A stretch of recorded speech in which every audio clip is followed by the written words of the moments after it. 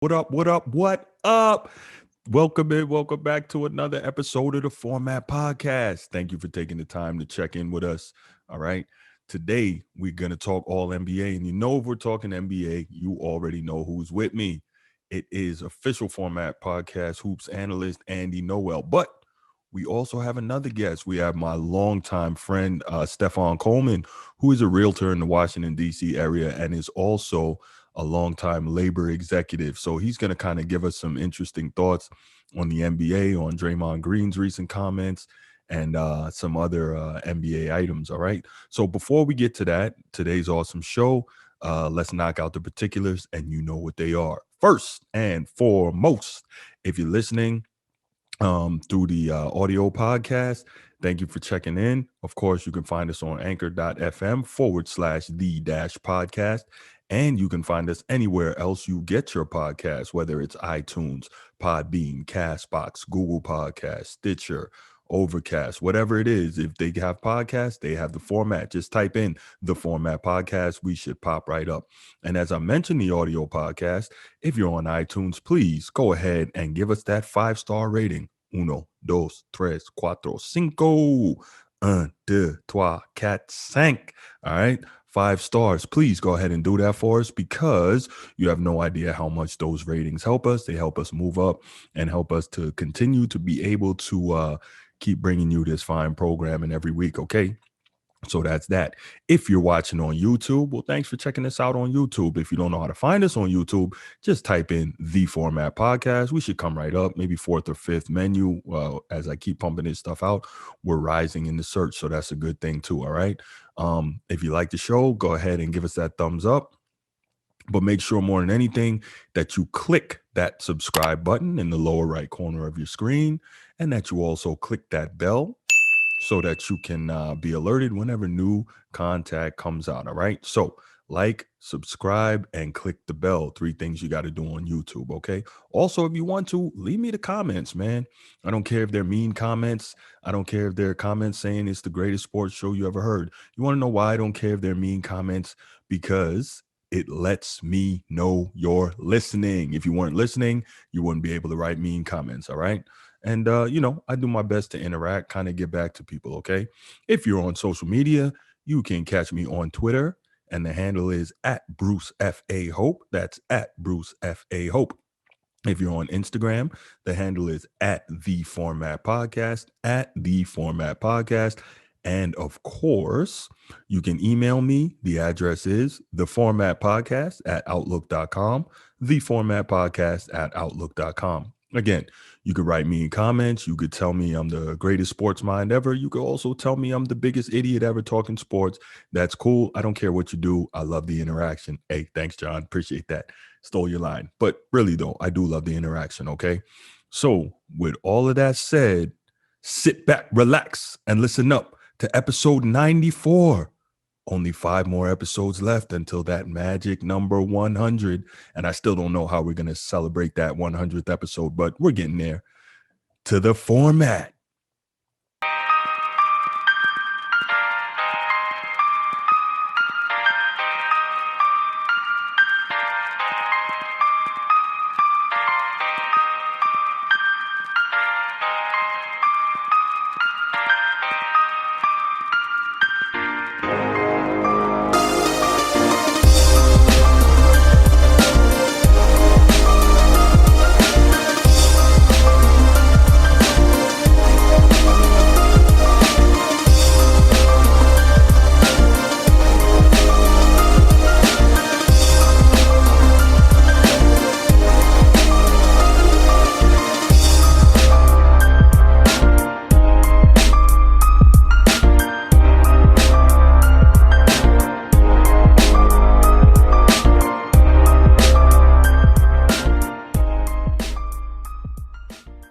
And joining me today on the Format Podcast, a longtime friend, a realtor, and a man with extensive labor experience, being a former union vice president for a local, with extensive experience negotiating collective bargaining agreements, Stefan Coleman. And of course, if this isn't your first time listening to the Format Podcast, the other face you see, you know who it is. It's our official hoops analyst, Andy Noel. Gentlemen, thanks for joining me today. Thank you for having me. Bruce, thank you. As always. Of course, of course. Well, and welcome, Stefan. Welcome to the organized chaos. I appreciate that. Absolutely. So, of course, on the NBA front, let's start with Draymond Green. And this is the main reason why I had you on, Steph, because to get a kind of differing voice on this. Earlier this week, we know Draymond, if you hadn't heard, had a lot to say about his opinion on team and individual dealings. Okay, so I'm gonna read you guys the comments. So, quote, I would like to talk about something that's really bothering me, and it's the treatment of players in this league. To watch Andre Drummond before the game sit on the sidelines, then go to the back, and to come out in street clothes because the team is going to trade him, it's BS. Because when James Harden asked for a trade and essentially dogged it, no one's going to fight back that James was dogging it in his last days in Houston, but he was castrated for wanting to go to a different team.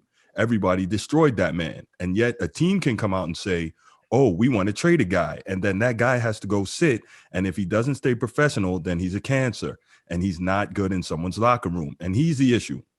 And we're seeing situations of Harrison Barnes getting pulled off the bench or DeMarcus Cousins finding out he's traded in an interview after the All-Star game, and we continue to let this happen. But I got fined for stating my opinion on what I thought should happen with another player. But teams come out and continue to say, oh, we're trading guys, we're not playing you. And yet we're to stay professional. At some point, as players, we need to be treated with the same respect and have the same rights that a team can have. Because as a player, you're the worst team in the world. You're the worst person in the world when you want a different situation. But a team can say they're trading you. And that man is to stay in shape. He is to stay professional. And if not, his career's on the line. At some point, this league has to protect the players from embarrassment like that, unquote. So here's my take on that. I hate, and I'm talking about I hate, can't stand it when athletes create false equivalencies between what they do and what the organization does. To me, this seems pretty simple. There is no workplace where the employee is on the same level and has the same rights as the employer. Okay, that's just what it is. The employer cuts the check. Now, I understand, especially in sports, organizations often take advantage of the fact that they have the upper hand, but contracts have language in them allowing them to do the things that they do. Doesn't necessarily make it right or make it wrong, but the language is there. If the athlete has an issue with the conditions, then it seems very simple to me. Do not sign the deal. Then you have nothing to complain about. But let's send it over to our first timer. Stefan, you and I, we've discussed this topic offline through the lens of the NFL and the NBA, but keeping it in the NBA today, excuse me, why don't you share your thoughts on this as someone who has extensive labor background? So it's one of the common themes that you would hear from in any worker empowerment, labor type of dispute in a way, right? Where the labor force feels unappreciated or disrespected by the employer at some point in time. It could be them denying leave when they say, hey, I've always been here for X amount of years, and then one time I need to be off, then I'm getting denied, where you may let this other employee in a whole another division, take leave at any whim. Or it could be something dealing with wages or any type of thing. In the case with Andre Drummond and Draymond's example, as long as the player is getting paid, right? So, okay, so if he's supposed to suit up and he gets paid salary A, and then if for whatever reason he doesn't, doesn't play, and not by his own choice, of course, but the organization says, hey, you're not going to play, as long as it doesn't impact him negatively financially, then are you really being hurt by that, right? And where you and I always talk about, especially in sports, especially in the NBA with so few players, right? The whole organization makes their money. So let me back up. So if I work for any organization, I may be one of 1,000 employees, one of 5,000, one of 1 million employees. And so unless I'm designing a widget that all of a sudden I can say, hey, I designed this widget and then I took it straight to market and it made this company X amount of money, then it's hard to really quantify my worth to the overall organizational productivity, right? I could be a key component, but in any organization usually have some redundancy, right? Mm-hmm. So as a player, if you're saying this 15 NBA players, and the entire organization is they make their money is all generated foundationally from what they do on the court, right? Now you start getting marketing deals and concession stands and all that stuff, but basically the better your team is, the better, the more money that your organization makes, right? If I'm the player, if I'm one of 15 and I'm one of the 5 starters, right? So even out of the 15, if I'm one of the 5 starters, let alone if I even before you even get to if I'm an all-star or first team all-pro or anything like that, but if I'm one of the 5 starters, then I can say I directly and quantifiably contribute to the overall, not just mission, right, of winning of the organization, but the financial gains of that organization. So that gives me leverage, right? Because I'm one of 5. I'm one of 5. Let alone if I'm the guy, if I'm the go-to guy on the team, then the James Harden example, right? If I'm the guy, then that gives me even more importance. And so what is that worth, right? So the NBA is a multi-billion-dollar, empire, right? And then a team, most of them are in the hundreds of millions to billions. I mean, most of them you don't even know really how much they really generate, a year. That's a lot of money. That's a lot of power. So in relation to when you say like a contract is a contract, I always go back to who sets the parameters of that contract, right? It's the employer. Yeah, the employer says, hey, you're going to play 82 games, right? Now, even in the union environment, we can negotiate impact and implementation. We can't say, hey, you're not going to do this, or say, hey, no, you're not going to do that. We can negotiate impact and implementation. And so if you say, hey, we want to play 82 games, then we say, okay, well, how many back-to-back games are we playing, right? Are we going coast to coast and then playing back-to-backs, one on the East Coast, one on the West Coast? Hey, why don't we say we're going to do back-to-back games? Let both of them be in the East Coast. And if you want to get more specific, okay, well, we're playing one in Philly and we're going to play one in New York, or we're going to play one in Philly and one in DC, right? Instead of saying, okay, we play one in Philly and then one in Florida on back-to-back, right? So impact the implementation. So the players are not traveling as much, which can negatively impact, their sleep and their performance and so on and so on, and over time shorten their career, right? Their life cycle as an employee. So you can negotiate that as a union. Where I think Draymond's beef comes in is more with the NBA Players Association in regards to getting the message out to defend the players, right? Because he's saying, hey, the players get labeled, a cancer in the locker room. The players get labeled this, and this. Then who's typically reporting it, right? It's the ESPNs, it's the NBA.coms, it's the, any network we want to name, but their allegiance, and rightfully so, goes to the overall structure and entities of the NBA, because players come and go. The league, God willing, however you feel about it, will be around forever, right? Well, let me interrupt you real quick. As a member Sure. of the media, not necessarily practicing sports media, but outside of this, but as a member of the media, your loyalty is more towards your publication or your employer, right? So if I'm writing for Sports Illustrated, that's where my loyalty lies, and where a lot of people kind of miss the boat in terms of what you just said. A lot of that stuff, yes, it's being reported by us as media members, reporters, but a lot of it is coming from inside that locker room, from other players, etc. Right? When the James Harden thing came off and he finally was out of there, you heard all the other players talking about him. That wasn't the organization trying to blackball him or make him look bad. That was his quote unquote teammates.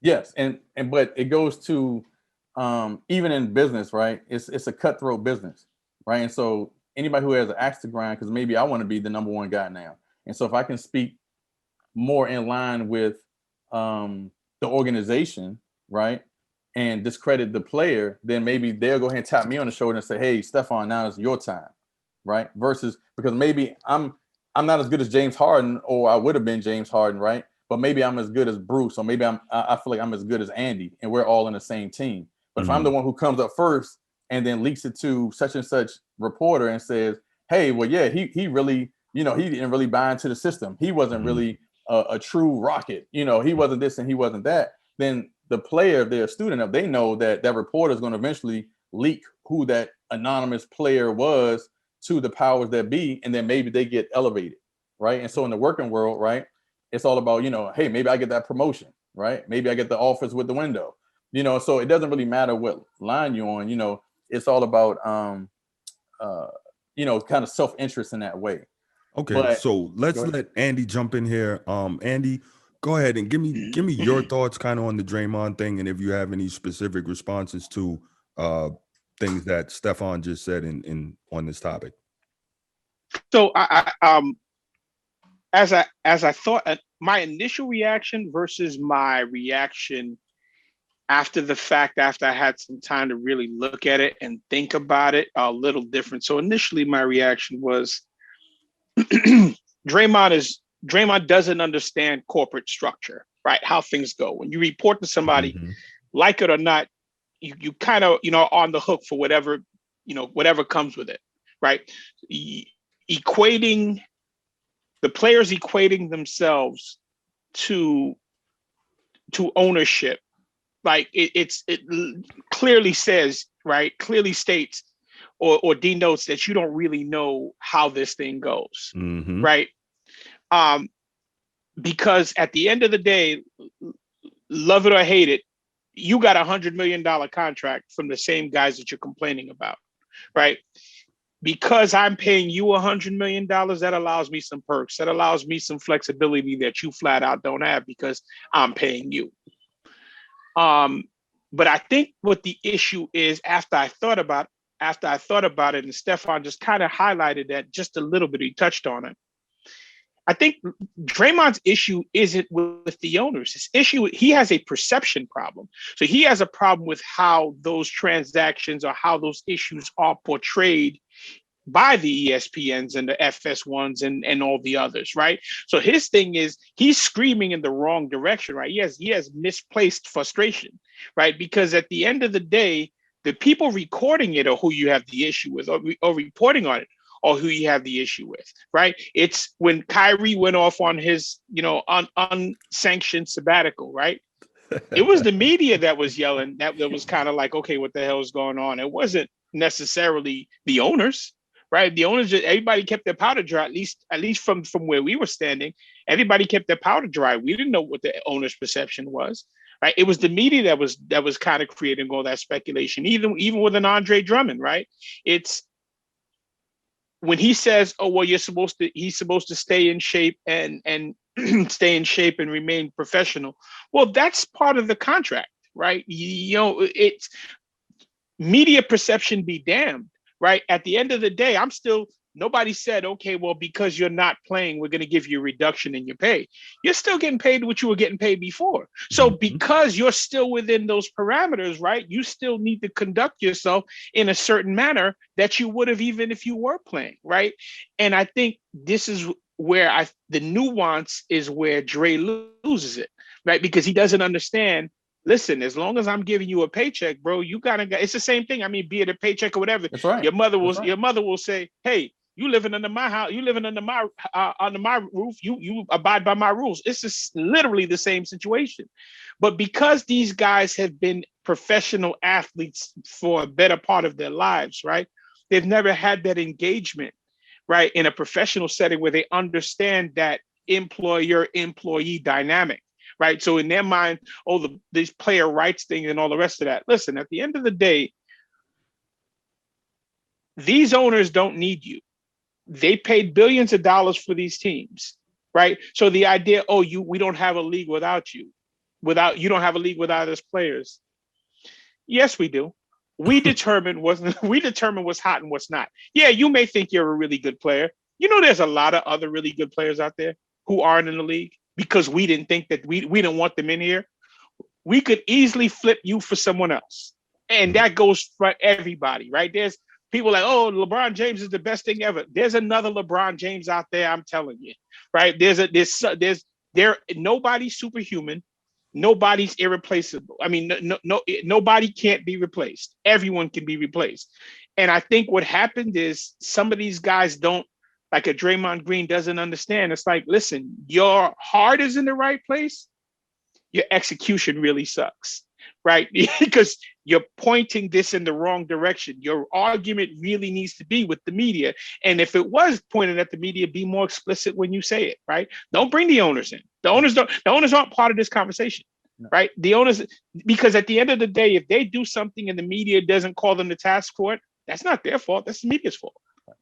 And if you don't mind, like to your point, Andy, imagine being a player, especially in the NBA, right, where they're wooing you to sign contracts, right? They don't want you to leave, and so the owner's calling you directly. You're right. You're going to his yacht. You're going to his office. You're going to the golf course with him. All these different things for years and years and years, and saying, "Hey, everything is using the terms we, right? Oh, we need to win another championship, right? We need you. We. But like you're saying, Father Time is undefeated, right? And you're just an asset at this moment in time because we deem you, right? We deem you to be an asset. But the moment that we don't, then that we goes bye-bye, right? There you go. And that's the part where, and people talk, and you hear the players talk about all the time saying adjusting to life after the game, right? Where you're being courted and told that you're the greatest thing out here. And in your profession, right, it's only a few people on the planet that can be in the NBA, granted. And it's only a certain number that make the, all-star games and the dream teams and all that stuff. But at the end of the day, it's a life cycle to it. And if you don't really step back and take the ego out of it, right, where somebody's telling you, oh, you're the greatest, and really look at it and say, there's not, like you said, it's not a we, even though I may be in management, right? At any point in time, I could be upper level management, I could be C-suite management, I could be a supervisor, right? I'm in management. However, that's different than being the CEO, right? And or the owner of the company or on the board and that type of thing. So yes, there is a we, and I'm, operating in a position that is to further the overall organization. That gives me a certain level of gravitas and perks and things like that. But at the end of the day, I'm still just a cog in the machine. I'm not. There you go. There you go. Draymond Green, although again his heart may be in the right place, his execution sucks because his eye isn't on the ball. He's looking somewhere else, but he's trying to make one point when he really should be making another. All right, so two things on that. When you say Andy, I guess I take it a little personally when you say he should be looking towards the media. Hey, I'm a trained reporter, so that means something to me when you say that he should be looking towards the media, because again, as I stated earlier, the media has to be getting what they get from somewhere, right? And I'm not talking about your Nick Wrights of the world who just watch stuff and make their opinions, right? Most writers, most beat writers, most people who cover teams, things like that, the stuff that they say, they're getting it from somewhere. They're getting it from organizational employees. They're getting it from actual players, etc. I would assume that 99% of the time, they're not just making stuff up, right? They're getting stuff from members of that organization, no matter what level it's on. So there's that. And then secondly, your other point, Andy, whether or not you've worked somewhere or you've been an athlete your whole life, I don't think you have had a quote unquote 9-to-5 or flip burgers or whatever it is to understand the very simple concept of no matter how special you think you are, no matter what you provide to a company, you cannot be on the same level as the person who signs the check. Like, I don't think you have to be a genius. I don't think you have to have had extensive experience in the workforce to understand that no matter what you think, you can't be that. Not even LeBron is on the same level as Jeannie Buss. As great as he is for the league, as powerful as he is, she still signs the checks. And that's the bottom line. Steph, I see you got something. Go ahead. Well, I think that's a relative statement, right? Okay. Because of course, I don't have an ownership interest, so I'm not getting the overall NBA money as an owner, right? But even just keeping, like, LeBron is a whole different entity into himself. But just keeping with Draymond, if I'm Draymond, I was like, okay, I'm here before Steve Kerr. I'm here before any championships. I'm here. I helped court Kevin Durant that gave us, that, or helped us get two subsequent championships. I was here before we moved the stadium from Oakland to San Francisco, right? So I've been here with blood, sweat, and tears, holding the team together in the locker room. And the owners, they've rewarded him numerous times with contracts, Mm-hmm. right? That even some outside like, oh, Draymond got that, you know. Mm-hmm. But if you look at it, it's not the same as a regular employee, because a regular employee, a lot of times, you know, have you ever been in a job where they give you a signing bonus? You know, have you? I haven't, right? Where they say, hey, I want you to come work on this project, or I want you to come work in this division, and here, take this $100,000 or $50,000 or $20,000 or $1 million to come before you even start doing anything. Take this and work here. And then on top of that, we want your input all along the way on cultivating and bringing in more people that's just like you, or maybe even better. And then when we reach the pinnacle, not just once, but multiple times because of your specific actions, imagine how the amount of gratitude that could be shown to you. You know what I mean? That could be shown to when you may have put $1 billion, 100 million, whatever the number is, into that person's pockets just by you making a phone call to Kevin Durant and saying, hey, come play with us. You know what I mean? And so now that you're winding down, or you're seeing stuff, he feels that he can speak this way because he feels that he can. Right? There's a sense of entitlement. Yep. Yeah. And that doesn't make it right though. Like, he feels he can speak that way because he can. That doesn't make him right. But it doesn't make it wrong in a sense that if, like, take the and I'm a labor guy, right? And so I could be the lowest person in the organization, right? But if I'm in a union capacity, then I'm at the, and depending on my rank, so I was union vice president, right? And so I can go and talk to the deputy CEO or COO or whoever, depending on my capacity. I can be on the same level. So I might be the cook, right? The burger flipper as an employee, but my union role as the vice president, when we're dealing with labor issues, we're eye to eye, right? We're eye to eye. And so it's not like, so he's not setting precedents in what he's doing. He's not speaking as an official union NBA PA like official, right? However, because there is so few of them, right? 15 to a team or 12 to a team or whatever it is, and then he's one of 5, and within his organization, right? He's one of 5 starters who has taken you to the highest level. But it's when you're talking about leverage and, you know, just what is worth, right? What is the value placed on it? And so I think as long as Draymond is with Golden State, then he's going to still be outspoken. The minute that he gets traded to or cut and sent to a different team, then yeah, I think he still may be outspoken, but it's going to be more. He's going to face a lot more consequences. Right, Andy. To your point, what I will say is that you are right when you're saying he is pointing the message in the wrong direction. I think you're wrong when you're saying he should point it to the media. It should be pointed at the Players Association, because the NBA PA is the weakest players association in sports. We know that. What needs to happen, if you have a problem, if you really have a problem with what's going on there, the Players Association should be the ones taking it up.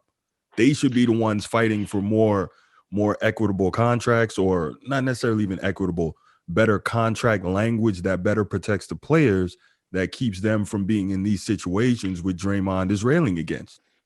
But how do you protect against certain? It's okay. We are considering trading you, right? So we are considering trading you.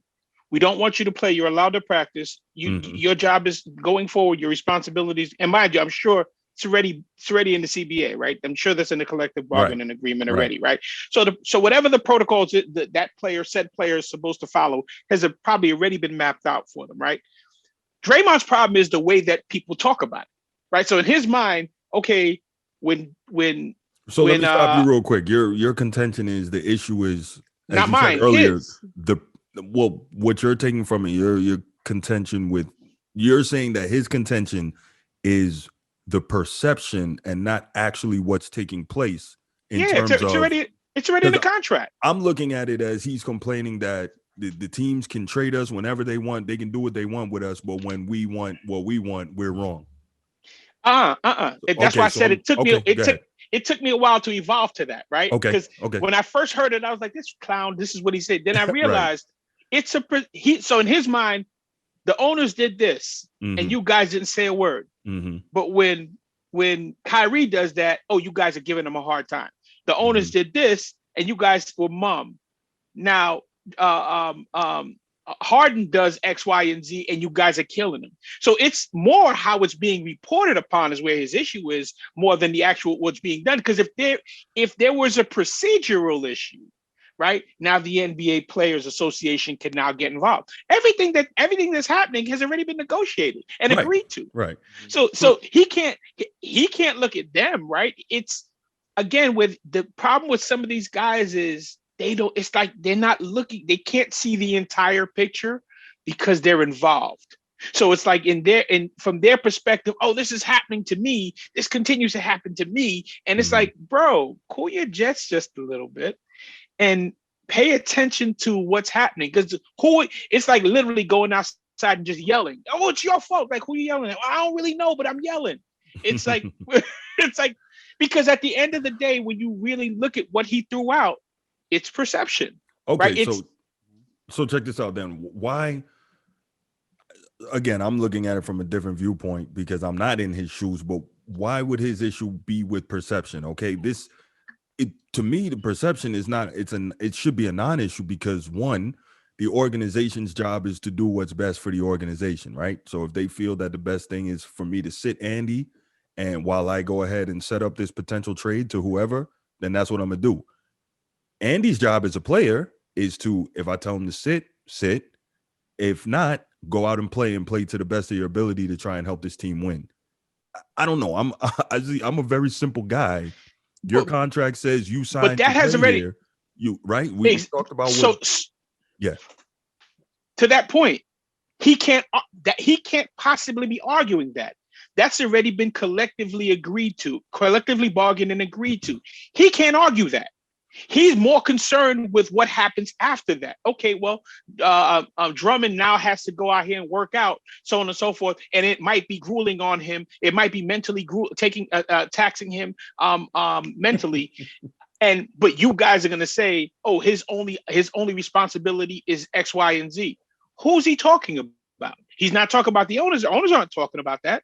The only people that are reporting on that is the media. You stinking guys, right? So, hey, Andy, I already told you that's you too now, man. You freaking rabble rousers, right?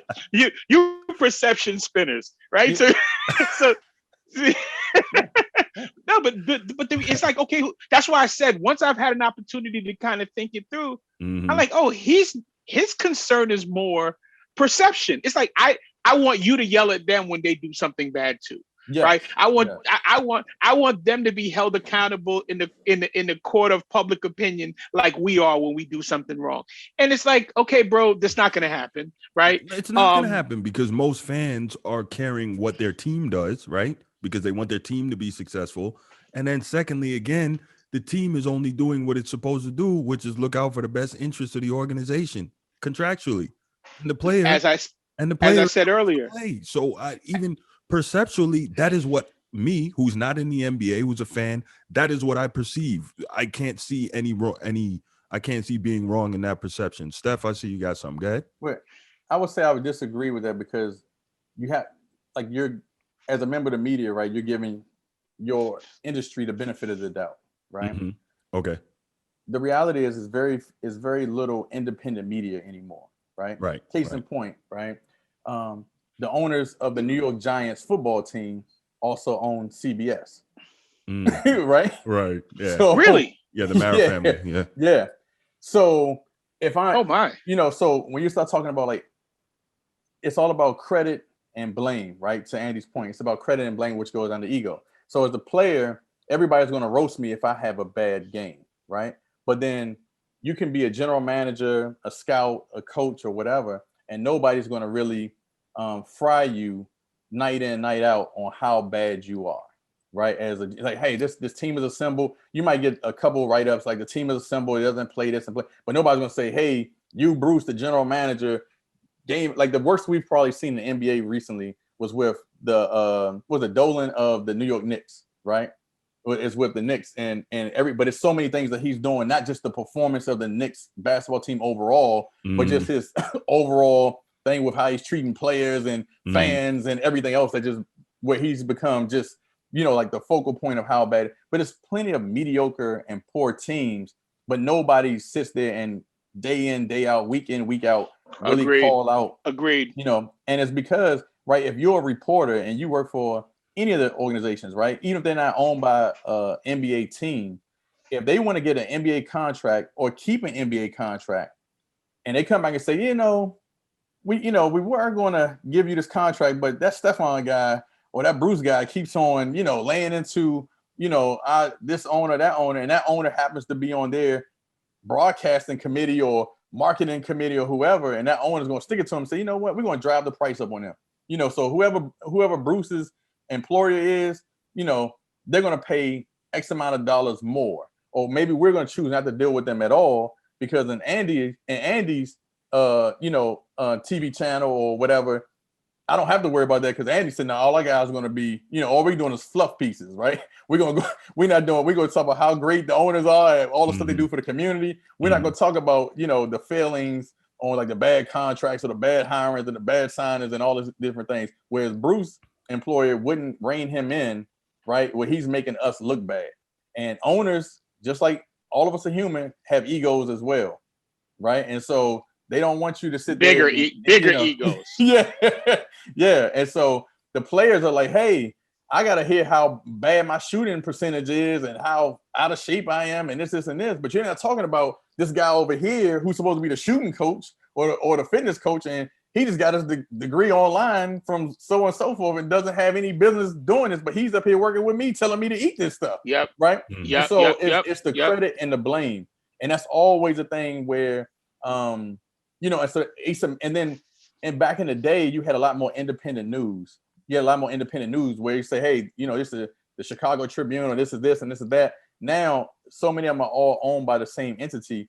I can't trust that Bruce is speaking as just a journalist. Mm-hmm. He may be speaking as the mouthpiece for said owner because he don't want to say it directly. So he's gonna tell Bruce, and Bruce gonna say, you know what? Yeah, he never bought into our system the whole time. Because then they start getting all this information. Like, wow, how they get this information? But guess what? It could be the owners, the coaches, the strength coaches, or whoever who all protecting the organization who have and do a hatchet job on you. And we've seen it done plenty of times with the AI stuff, and and not even counting just NBA, but NFL, all types of things where teams and organizations do hatchet jobs on players for whatever their reasons their reasons are. And a lot of them don't go back to winning championships. It's like, hey, you made me look bad, or, I don't want to pay you this money because I just don't want to pay you this money, whatever the case may be. So that's where it's, to me, just like I echo what Andy said, it's credit and blame. And the players and the workforce always like, hey, this is a bad supervisor. Why y'all not moving the bad supervisor? Right? But nobody will come out and say, well, the bad supervisor, that's the cousin of the upper level management, and we're not going to move that person. You just got to deal with it, right? Yeah. No, it's so, and it's funny enough to your point, right? It's as I thought about it some more, right? One of the things he says, you don't think this is having a negative impact on us, mentally. So again, it's almost like he's having a conversation with himself, but sharing it with the media, the world, right? Yeah. It's like he's like, this impacts us negatively on, it takes a tremendous amount of mental strength to hold on. It's like, bro, that's not a conversation you have with everybody. That's a conversation you have, say, okay, these are the circumstances that I'm dealing with, or we're dealing with. How do we combat that? How do we deal with it? Because it comes with the job.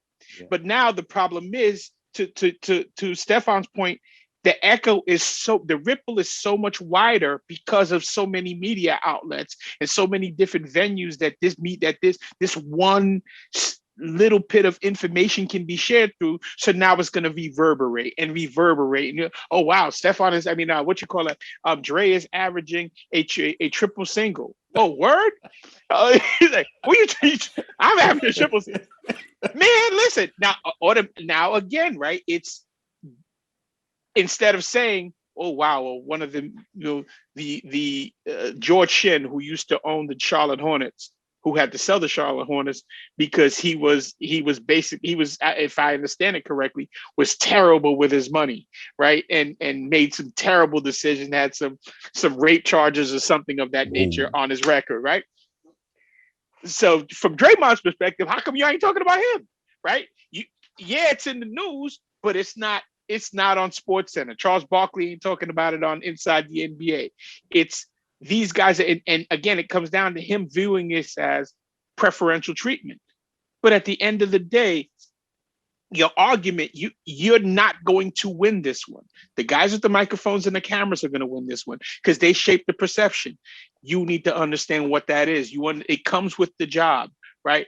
It comes with the territory. And by the way, you got $100 million that can fix that for you. But no, here's the thing, right? They'll say, "Oh, you think because we make a lot of money, this, that, and the third." No, I get it, right? I get that that $100 million doesn't really fix it.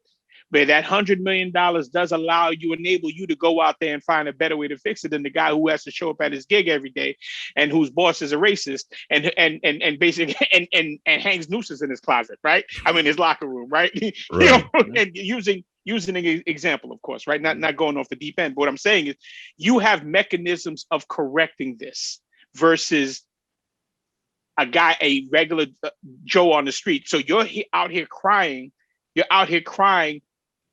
And the reality is, that's why I said, when you are in the picture, it's hard to see the entire picture, right? It's hard to see exactly how this issue is impacting everything else. Fair enough. So we're going to leave that topic right there, guys. Steph, I was going to let you go after that, but nah, you ain't going nowhere, bro. You know how we get down. He's just hanging out. And he's going to hang out because, Steph, I know you've been a long-time sports fan, especially hoops. You and I, we go back to high school, so we watched a lot of basketball together. Andy, you and I, you're my hoops guy. So I wanted to get both of you guys' takes on this. Next topic up, Kevin Garnett, the big ticket. Anything is possible. So, I love that guy because he helped bring a championship to my Celtics after a very long time. So all that's great. But recently in a New York Times interview to promote his new book, he said something I thought that was, how do I word this? Completely and utterly asinine. He said, yeah, I said it. He said, players from 20 years ago could not play in today's NBA. So I think a big part of what he was talking about was the conditioning factor, the pace of play today. I don't have the direct quote in front of me, but he made reference to, sprint back and forth 10 times from corner to corner, shoot a three each time, see how many times you can do that, blah, blah, blah. Okay. All right. I get it. Pace of play is up, et cetera, et cetera. But the minutes for even the superstar players are down as well. The game is much less physical. So it's a lot easier to have a higher pace of play and, to last longer with less minutes and a less physical game. And even still, there's no more badge of honor in playing 82 games. Like, that doesn't happen like it used to. But before we kind of get more into that topic, what I wanted to do was read you guys the names of the Eastern and Western Conference All-Star starters from 2001, 20 years ago, right? Got it. Eastern Conference starting guards, Allen Iverson, Tracy McGrady. Starting forwards, Vince Carter, Grant Hill. Starting center, Alonzo Mourning. Western Conference starters, guards, Jason Kidd, Kobe Bryant. Forwards, Chris Webber, Tim Duncan. Center, Shaquille O'Neal. Now, naming those guys, can somebody tell me which one of them couldn't play today and dominate? I mean, seriously, I get it. The game is different. But you have Allen Iverson, who we know is one of the all-time elite scoring guards, especially. He basically ushered in the era of elite high-scoring point guards, right? Tracy McGrady, Vince Carter, Grant Hill, Chris Webber. Those guys were, the kind of, like, Bird was more of an anomaly, but those guys were kind of the predecessors of today's positionless guard forward hybrid types, right? The guys who could do it all. They could hit the glass, they could defend, they could pass it, they could score, they could play the post, what have you. Alonzo Mourning, Shaquille O'Neal. Shaq goes without saying. There's no one in the league who could guard him today. Alonzo Mourning, dominant rim defender, could shoot the basketball, solid offensive game, right? I'm not even going to get into the reserve. Especially 2001 Shaq. Exactly. My gosh. Right. He would probably average 40, 45 today, but we're not even going to get into that. So where I want to go with this is, and I'll start with Andy this time. Which one of these guys you going to tell me can't play in the modern NBA? I think that was such a ridiculous statement. What do you think? First and foremost, that whole Eastern team is going to get is gonna get busy. Yes. Right. That whole Eastern, Let me interrupt you real quick. Where is LeBron going to hide against those guys? Was he going to try to guard Iverson? No, he's going to try to guard Alonzo. He'll guard Alonzo. He's going to guard Zoe.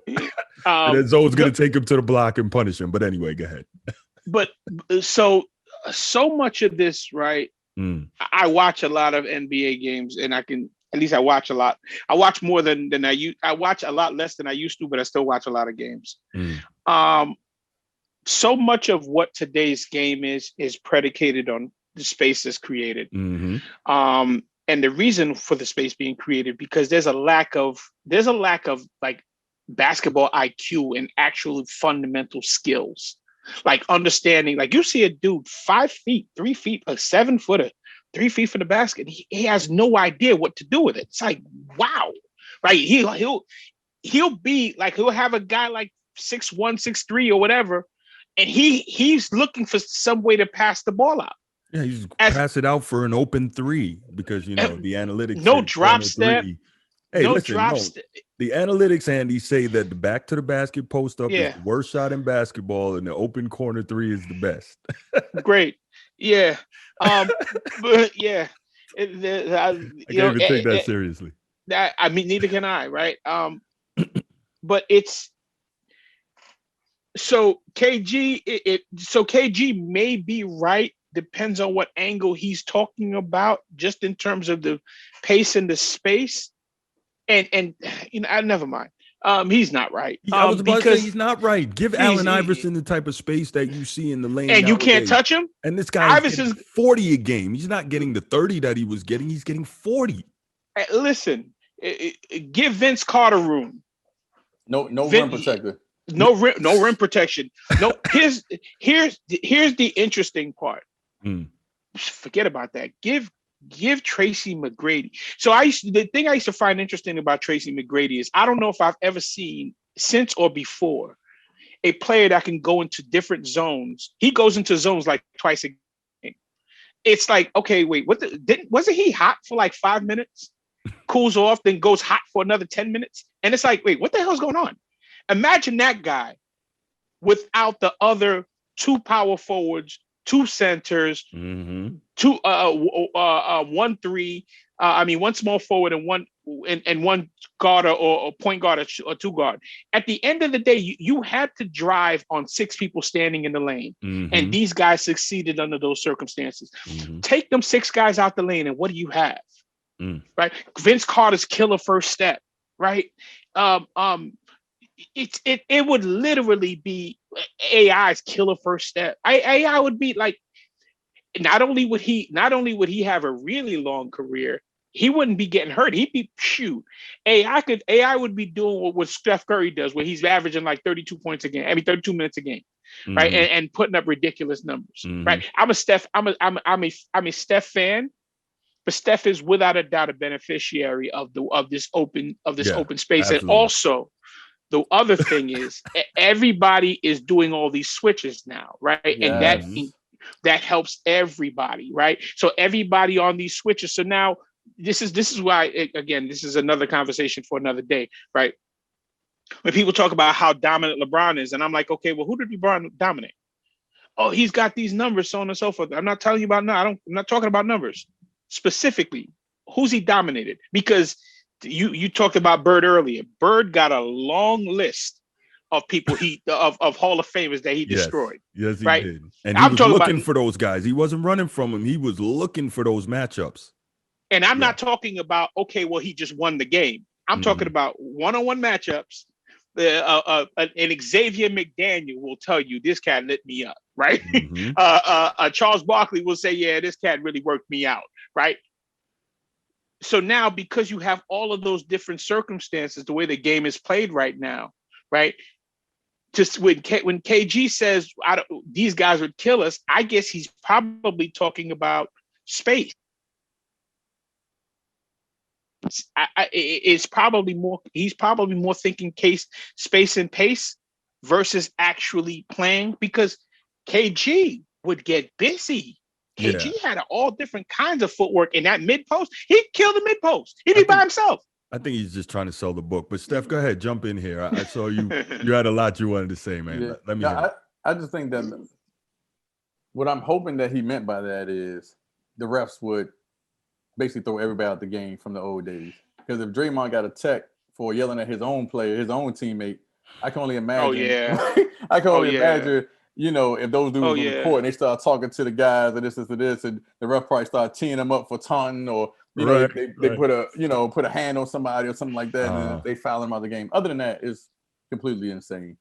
Completely insane. I mean, you look at it, everybody here, you look at most of the NBA, everybody's a swing player, right? So it's just a strictly a cardio league now. Mm-hmm. And you and I talk about all the time, Bruce, I would just find a true center and a true power forward, and I would run the 2-3 zone, Jimmy Boeheim, where I can give multiple looks out of the 2-3, take away all those wing threes. I don't have to worry about the switching and all that stuff. You know what I mean? Because you're not going to just get my center on you because you're trying to do some, screen over and over again. And then when you get down the other end, right, we're gonna really bang you. We're gonna bang you. With my center, and then all them little stretch fours, they're gonna be stretched forward out because they can't handle the pounding. And so those 3-pointers that you think that you're gonna be making in the first and second quarter not gonna fall in the third and fourth quarter. And so them stretch fours are old school.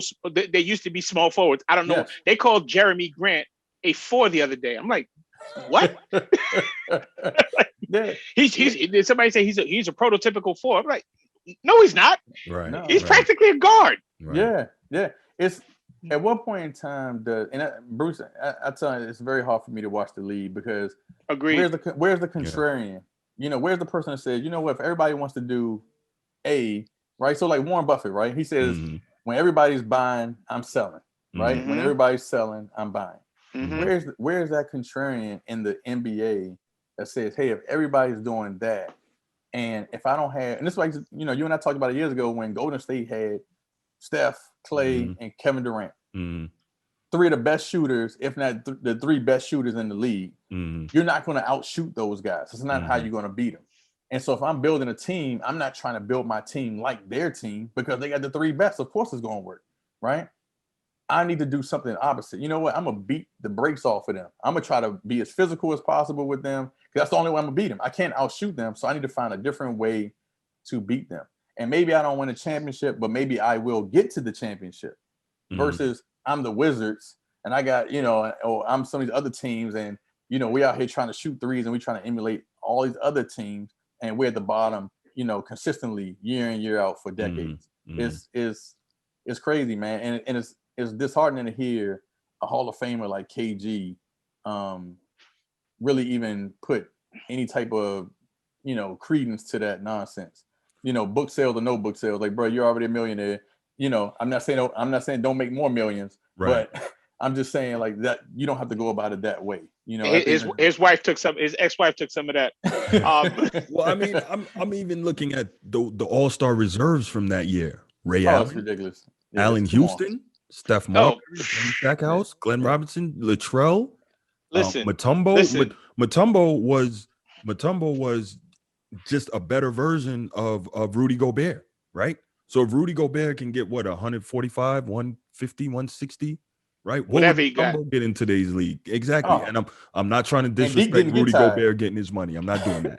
Get your money, Rudy. But Mutombo is you and then some, right? You're Mutombo light. I think that's a fair comparison. So you look at it and you say, dudes from that era couldn't play it. I just don't understand. Gary Payton, maybe they get Gary Payton out of there because he was too physical on defense as a guard. I don't know. I mean, I'm looking down. Rasheed Wallace is what they wanted. A big time 4 who can step out and make the long jump shots. He would eat. David Robinson, run the floor like a gazelle, dominate defensively and offensively. Vlade, who could handle the ball, pass it, and do it all. I mean, Vlade's Jokic. He's an older version of Jokic. A more athletic Jokic. Absolutely. Yes. There was a story about Vlade's first practice with the Lakers coming over after being a superstar from Europe. And Magic told the story. Magic says, the shot goes up, the shot is missed. Vlade grabs the board, pushes it on the break, dishes it off for a dunk. And Magic had to stop practice and say, ho, no, you don't do that. I do that. and I get it if you're Magic, why you do that. I get it. But the fact is that slow down, homeboy. Right. Everybody's Jokic this, Jokic that. And yes, Jokic is great for this era. But to your point, Vladi was doing that 30 years ago. You know what I'm saying? So and Sabonis before him. Well, I'm not right? even right. And we didn't even see the best of Sabonis, right? Yeah. We didn't see USSR Sabonis. We saw, older in age Sabonis. But the point is, for him to make such an outrageous, outlandish, and as I said earlier, asinine statement really bothers me. But to your point, like you said earlier, Andy, sometimes you got to step back and look at it. And I really think that was about book sales. I can't see it being anything else. I also think, right, KG is so much of the game today, and just using examples that we just used just now, right? Mm-hmm. So much of the game today is shaped by perception, right? So there's this thing where everybody thinks these guys are better than today's players are so much better than the older players. I'm like, look at a guy like Dale Ellis, right? An obscure name like Dale Ellis. Mm-hmm.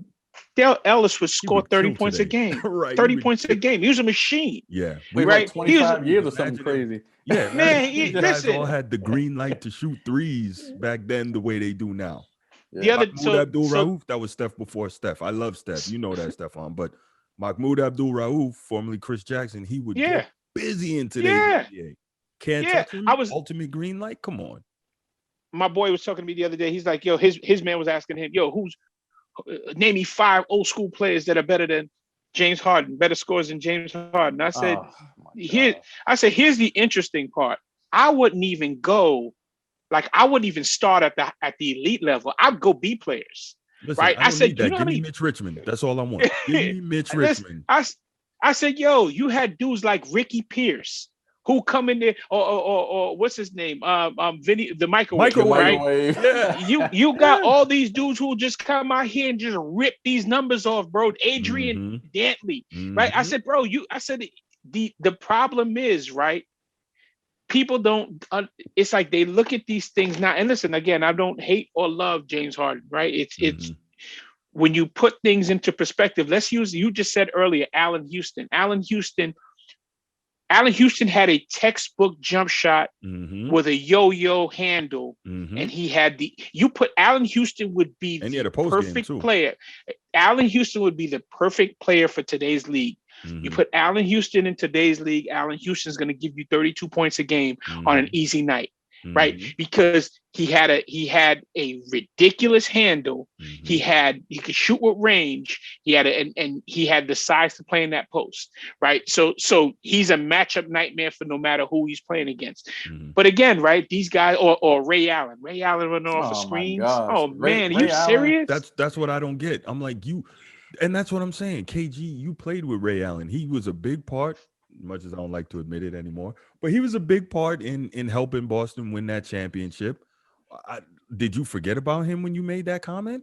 Like, he's one of the most well-conditioned athletes in NBA history. So for you to even make that comment and then reference, the cardio and the conditioning you have to be in. Reggie Miller today? Like, come on. And these dudes Rip Hamilton today? Yeah, these dudes ain't even getting hit. They don't even hit the floor. I've been telling you that for years. How often do these guys hit the floor in a given game unless they tripping up on their own shoes? They don't even hit the floor. And let alone catch unless they're trying to sell a foul. Yeah. LeBron, like, and then they're not even playing defense. We already know that, right? 99% of them not playing any D. So it's like I said, it's sad when you hear a guy who knows better, right? Who knows better, say something like that. It's it's disheartening. And it's no excuse for it. Yeah. So speaking of guys who should know better saying things, and I didn't put this on the rundown before we got on, but I got to bring it up. Michael Thompson, Laker great. He was basically their defensive stopper for years with the Showtime Lakers, and obviously he's defended some of the best offensive players in history, from Larry Bird to Michael Jordan, etc.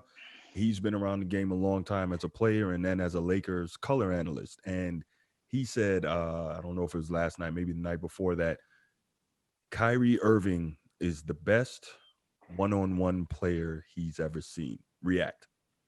Because you know what I'm going to say. I just think he might just be old, man. I think he's just old. Like seriously, it just doesn't even make any sense. No, it just like just like Andy just said a minute ago about James Harden. You can name B-level guys, and you talking about one-on-one, like one-on-one. Come on, man. It like these dudes. You're not even talking about like Penny. We didn't even mention like Penny, Joe Johnson, which ISO Joe, like that's I mean, it's and these guys were playing against quality defenders with real defensive rules, and to Andy's original point, basketball IQ. They're not just falling for any little pump fake and jab step and all this other stuff. You're talking about like real. I can't even. I just think he's just old, man. That's. I'm not even trying to be an ageist or anything like that, but to say something like that absurd, man. Jordan, come on, Jordan. Kareem. I mean, like, and I'm thinking the all-time great one-on-one players. Immediately, what came to me was, and I came up with 5 real quick. Was Mike, Kobe, Isaiah Thomas, Larry Bird, Hakeem Olajuwon. Like, you've seen all these dudes up close and have the nerve to see, okay, Kyrie is great in this era again, but to say he is the best one-on-one player you've ever seen, first of all, if they really, went by the rules, how many turnovers would he average by giving up the ball from carrying it? That's number one, and then secondly, this is something Andy and I talk about constantly. As great as his handle is, the fact that he has to dribble 30 times to get a shot off against weaker defenders, that says that his one-on-one game is not as good as it should be. Yeah. I mean, can you imagine Tim Hardaway as a coach? Yes. Can you imagine Tim Hardaway in this NBA? Before he tore up his knee. Right. Oh, right. Run TMC, Tim Hardaway. Oh my goodness. as a coach and a quasi trainer, like I always tell players, I'm like, listen, if you can't do it, you need to be able. If a good defender, you should be able to get with one move. A really good defender, 2 moves. An excellent defender, 3 moves. And that's when I say moves, that means dribbles, right? You should be able to. I used to play this thing with I used to have my nephews and my son play against each other in training, where we'd have half court down, no, within the 3-point line, you got to be able to score off 2 dribbles. And literally, it forces you to use your footwork and your body and to be efficient. When I watch him play, I'm like, bro, that shot was there 2 dribbles ago. Like every time I'm watching, I'm like, that shot was there 3 dribbles ago. It's like, what are you doing? Like he'll hit a do with a move, and it's almost like he's more concerned with the perception of the move and the highlight and the showman. Exactly. Absolutely. Right. The showmanship than the actual move. I'm like, bro, like what the hell is taking you so long? Right. It's like, why'd you need those other 4 dribbles? Like pop, pop. And it's like, okay, I get it. Right. But again, it's almost like he's one of those guys that, well, I practice it, I might as well use it. Stefan Marbury is funny enough, right? Using him as an example. Steph actually became better as he got older. He became a lot more efficient. He stopped using all of those tools. And I forgot what the interview was where somebody asked him that. And he says, yeah, I stopped dunking and I stopped doing all those moves because you come to realize you really don't need them. Right? Like when you play at this level, you don't really need all of that stuff. You say stop dunking in games because it's like it's wasting your legs. 2 points or 2 points, you might as well lay it up. And he says, but as far as doing all the dribbles, he said, I got a whole bunch of moves. I've come to the realization I don't even need them. Right? You need to be able to get from point A to point Z, and you need to do that as efficiently as possible. But because there is so much space, right, in today's game, let's use Isaiah Thomas. Isaiah Thomas had a wicked dribble. But you ain't really see it, right? You didn't really get a chance to see it that often. I think it's because coaches back then, and you know this, Andy, they're telling you if they see you playing with the ball like that, they're pulling you out the game. They say, hey, but you're also playing in go. But you're also playing in a crowd. Yeah, right? Confined space. Let's use Rod Strickland as an example, right? Rod Strickland had a yo-yo, but you're playing in a crowd, right? So these guys be having the ball all the way out here. If you can't see my hands, right? Back then, I always tell my players, keep the ball under your shoulders, right? Because you're protecting the ball with your shoulders. When you put the ball between your legs and it's under your shoulders, it lets you create more space. You get to the way you're going quicker versus these guys who just dribbling the freaking ball, right? So it's like, okay, I can take 6 dribbles and not cover any space. when you look at a guy like Kyrie, when they say he's the best one-on-one player, like, well, if you count lulling you to sleep, you're right, right? Right. Right. Because Yeah. a guy's gonna dribble that many times, it's like, okay, you might as well. Right? But again, but one thing I can't fault the guy. It's a matter of opinion, right? At the end of the day, I can say whatever I want to say. He sees it the way he sees it, right? So it's whatever reasoning and criteria he used to get to that, God bless him. Well, did he say that? The only question I would have is, did he say that in print, or did he say that during a broadcast? No, he didn't say that in print. I think he said it during a broadcast. Man, listen, Yeah. listen. That guy, he was in the moment. Sound on it. Yeah, I heard the sound. He was in the moment, man. He got caught up in it. He's like, oh wow, really nice move. This is the best one-on-one player I've ever seen. Listen, he gonna say the same thing about somebody else next week. I don't care if I'm in the moment or not. That ain't a comment I'm making. Nah, I'm good. All right, guys. So finally, last topic here. You sent me this, Andy. I thought it was interesting. Julius Randle asked for her trade when he heard LeBron signed with the Lakers a couple of years ago. Now, that's so funny because I was told, and I hear constantly, that everybody wants to play with LeBron. Everybody gets better when LeBron comes around. So why would a player who hadn't yet reached his peak ask for a trade when, the supposed GOAT joined his team? So look at how well Julius Randle is doing now. First and foremost, I always say this. Everybody in the NBA is talented. Everybody has a potential to do a lot. The question is, what system do you play under? Who's the coach that you play for? Right? Systems make players. So now he's playing for a coach that's holding him accountable and holding everybody else accountable. So he can't take stupid shots, right? So he can't just come out here and do something stupid because he knows at the end of the day, that coach is going to yank me. Right. So now he's got to play efficiently, and look what kind of season he's having. Who's the other kid that plays for Utah?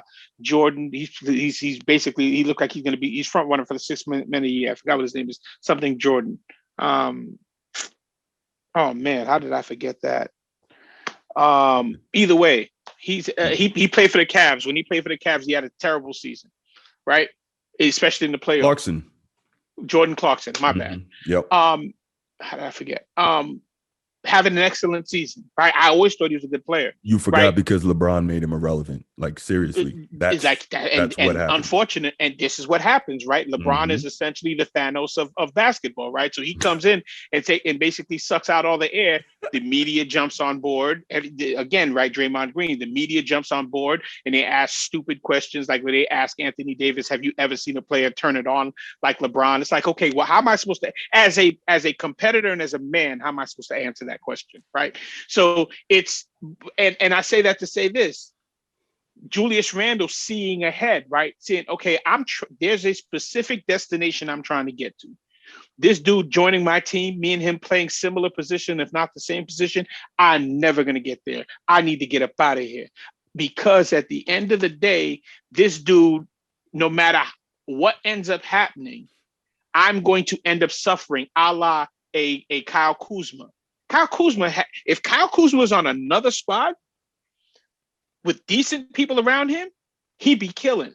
His confidence goes up and down because of the role he has to play, right? When you're playing third fiddle or fourth fiddle or what have you, to a guy who's basically saying, no matter what this dude does, he's going to get credit. When something goes wrong, you're going to get the blame. And you're still in the formation of your career and figuring out what you are. You've got to deal with that level of scrutiny. Randall was brilliant. That was a brilliant move for him to do that. I think, what's his name? Brandon Ingram wanted to as well, but Brandon Ingram was going to be part of a trade. So I'm sure they said, "Nah, we ain't gonna let you go. Well, we'll let that cat go." But look at Brandon Ingram flourishing, right? He's having a heck of a season. He's found his game. This is another thing. You can't find your game when you're playing with LeBron on your roster. You're a spot up shooter. That's your game. Right. And you're a rebounder and a spot up shooter, and you play defense. And if you don't, not only am I gonna take shots at you, but the media is gonna help me. Right. The media is gonna say you're absolute trash and this guy couldn't do. I was listening to somebody talk, oh, look at Jordan Clarkson. He's what a resurgent. I mean, he fell apart in the playoffs. No, he didn't fall apart in the playoffs. If I know I have a skill set that I can go out here and score, but now I got to stand here and wait in the corner with my hands out, waiting for this dude to decide whether he's going to give me the ball or not. Mm-hmm. That just completely throws you off. Any ball player understands that. Right. These Steph, go ahead, guys jump in here, man. My bad, bro. Well, no, you're good.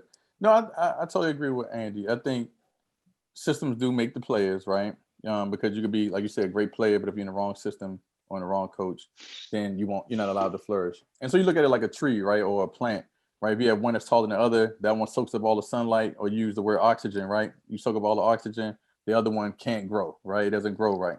So I think Randall was smart by getting out of there beforehand. And I look at it even when Jordan came to the Wizards years and years ago, and then he got rid of Rip. He got rid of Rip, and Rip was a good player. Rip ended up going on and winning the championship with Detroit. Yep. Two actually, right? But it was because Jordan had a certain way of doing things, just like LeBron does. And so LeBron's system bears fruit, whether we like it or not, right? Just like no different than any other, system. If you look at San Antonio's system or anybody who's had consistent success, right? They all have their way of going about things, rightly or wrongly, right? And so to that point, I don't fault either one of them. I think, Randall was smart by requesting, like you said, he's sort of writing on the wall, like, hey, I'm not going to get it. I'm not going to get, what I need to do to become the player that I want to become. So I need to get out of there. But I think it's as an organization, right, they've all obviously made a choice, because when you bring in LeBron, you bringing in LeBron, everything that comes with him, and you sacrificing whoever else is there. Everyone else bows down. And rightfully so. I mean, you know what I mean? Like, like I said, in this NBA, LeBron is the greatest GM and one of the best players and all this other stuff, because no matter, and you know how I feel about LeBron, I respect LeBron, the businessman. I think he's a good player, but he's in this league, I mean, is way inflated than where I think he would have been in the real NBA, as I call it. But in this NBA, he's dominated. And in multiple teams now across multiple decades. So we can't, even if you don't, and we're not looking at all-time great argument, just saying he's been to all these finals where you have teams during this time period who haven't been to one, right? And so what he does works in this NBA. And so I get why an owner would say, okay, yeah, I'm gonna go with LeBron, and everybody else can just fall in line or get out of here. So, so as a player, if you are trying to develop and become something, then 9 times out of 10, you're not trying to pay with LeBron. You got to go out there and strike it out on your own and find out, Agreed. what kind of player you are. Fair enough. So we're going to leave it right there, gentlemen. Hey, thank you for your time today. Andy, as always, you know how we get down on the format. Steph, thanks for giving us your perspective from the labor side, and then as the side of a longtime basketball fan, man. So I appreciate having both of y'all on. This was fun, guys. I really appreciate it. No doubt. Same here, man. Same here. Agreed. All right, Good fellas. chat. All right.